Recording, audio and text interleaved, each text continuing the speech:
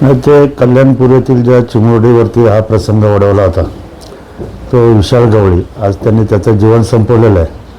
परंतु जर कायद्याच्या कचाट्यात तो पूर्णपणे अडकला होता आणि त्या दृष्टीने जर त्याला कठोरात कठोर शिक्षा झाली असती तर इतर लोक जे हे कृत्य करतात त्यांच्यावरती फार मोठा वचक बसला असता.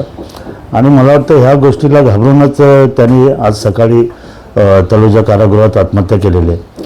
पण सर्वसामान्यांची इच्छा होती की कायद्याच्या दृष्टीने कायद्याच्या याच्यामध्ये त्याला फाशी म्हणा किंवा इतर जी पण शिक्षा आहे ती जर त्यांनी भोगली असती तर हे कृत्य करणारे इतर जे समाजकंटक आहेत त्यांना एक चांगली अद्दल घडली असती.